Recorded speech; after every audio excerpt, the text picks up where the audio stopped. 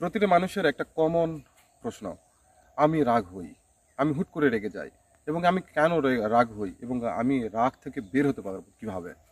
আসলে বিষয় হচ্ছে, রাগ তো উপরের অংশ, সমুদ্রের উপরের অংশ যেভাবে ঢেউ খেলে, রাগটা ঠিক সেরকম। আমার রাগের মূল কারণটা কি? আমি যখন আমার রাগের মূল কারণটা জানতে পারবো, তখন আমি আমার রাগকে নিয়ন্ত্রণ করতে পারবো। দেখা যায় মানুষের জেলাস ফিল থেকে, অহংকার থেকে, বিভিন্ন ধরনের ভিতরের যে প্রবৃত্তিগুলো, এই প্রবৃত্তিগুলো কাম, বাসনা, লোভ, লালসা, হিংসা, ঘৃণার কারণেই মানুষের ভিতর রাগের উদ্ভব ঘটে। আসলে আমরা যখন কামে বা রাগে লোভে, লালসায় নিজেকে মানে জ্বালাইতে থাকি, তখনই আমাদের মধ্যে রাগের উদ্ভব ঘটে। যদি এই প্রবৃত্তিগত তাড়না আমাদের ভিতর থেকে ধীরে ধীরে নেই হয়ে যেতে পারে, তাহলে আমরা আর কাউকে কখনো প্রশ্ন করতে হবে না আমি কেন রাগী।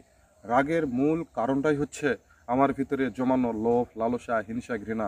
এগুলো থেকেই আমাদের মধ্যে রাগের সঞ্চালন ঘটে এবং আমরা মনে করি যে আমাদের ভিতরে হুট করে রাগ এসে যায়। আসলে হুট করে কারো মধ্যে রাগ আসে না।